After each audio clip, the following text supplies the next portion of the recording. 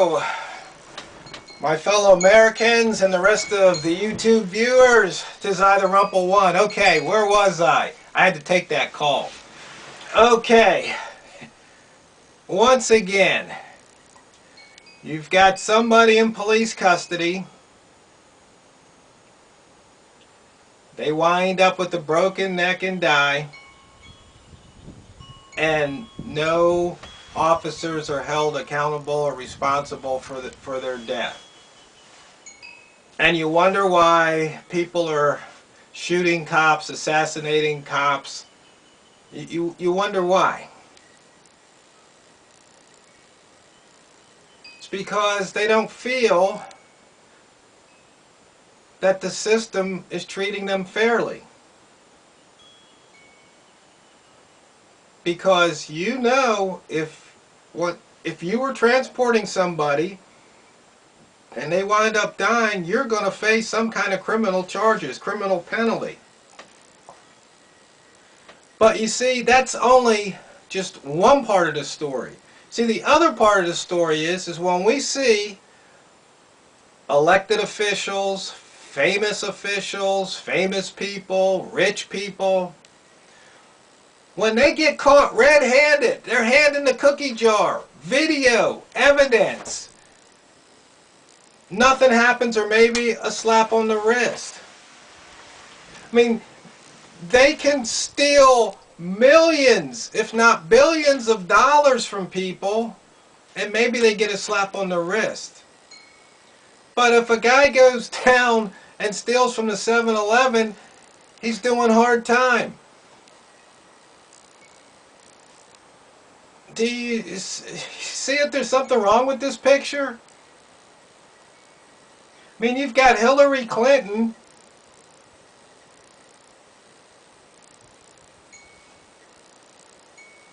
lying to Congress, perjured herself, no charges filed. If you or I perjured ourselves in a congressional hearing, do you think nothing would happen?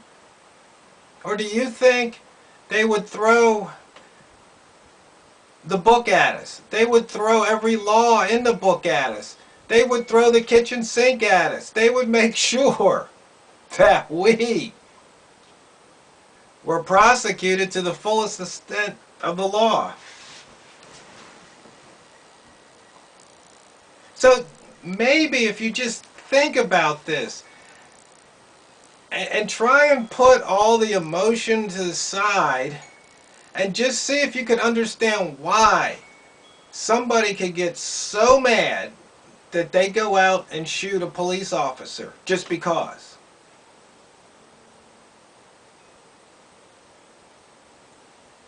Their thinking is, you keep doing it to us, we're going to do it to you. An eye for an eye. I mean, that's biblical.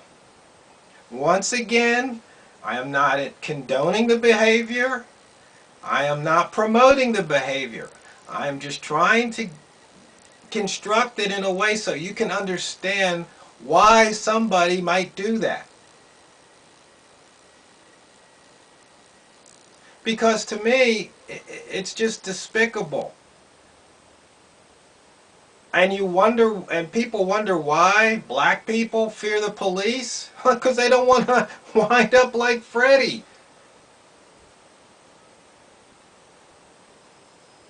Because I've spoken with a lot of my friends. It's, yeah, if I see them flashing lights, yeah, I fear. I don't like it, because I might not be fearing for my life that I'm going to get a shot, but I'm feared that I'm being singled out, I'm being picked on, and they're going to do something that's going to either, you know, cost me money, cost me time, cost me anxiety. Because it's happened to me not once, not twice, but at least a handful, maybe a dozen times if I go back and think about every lap that I, you know, went around the sun, and did something happen to me that year. Man, it's already happened to me, let me think, at least once or twice this year that I was hassled. for no good reason. Just because. Well, I mean, on paper they'll say they had a reason, but it's just because. You see, they can make up whatever story they want. And they'll do that. And they'll put it out in the public, and the public will swallow it hook, line, and sinker. In fact, I experienced that yesterday on a totally unrelated topic. There are some people who got a listing from a government agency of people that could provide a certain service. And in their minds, because somebody's name was on that list, they thought that, yeah, these people are good, they're qualified, they'll be able to do the job we want.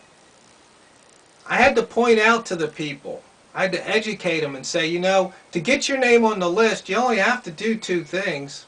Number one, you have to pass a criminal background check. Number two, you have to take a 3-hour orientation class. Okay, criminal background check, yeah, that's pretty good.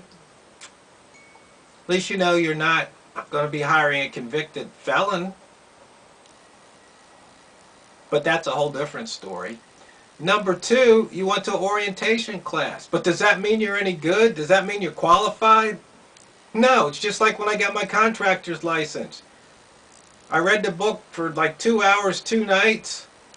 I passed with like a 77. I needed at least 70. But did I have to show that I could use a measuring tape properly, or use a square properly, or use a level properly? No. So people believe what the government tells them. And that's part of the problem. They put their trust in the government, in the system, and what is it? The people in the government. They're putting their trust, and these people don't have our best interest in mind. And we see it over and over and over and over and over again. But they tell us that, you know, no, violence isn't the way. But why do they want to take our guns? So they can herd us like sheep. I watched a couple videos showing some demonstrations at the Republican National Convention. They had it all blocked off. They had all these police officers in riot gear. They all had weapons, batons, shields, helmets. But they don't want you. No, because they want the power. They want the control. They want to tell you what to do. And if you don't do it, then you get hit. In America, the land of the free. You see, when they want to flex their muscle and say, no, this is our area, you're not allowed here right now. It's all about power and control. You see, because if we had equal power, we had equal weaponry, they couldn't do that. And that is why they want to take away our guns. But if you study history,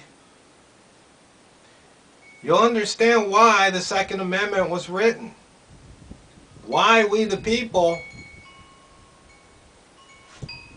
supposedly we have this right in this country to bear arms. But they're chipping away at that. They're restricting it as much as they can. And sooner or later it's just going to come down to a fight. That's just the way it is.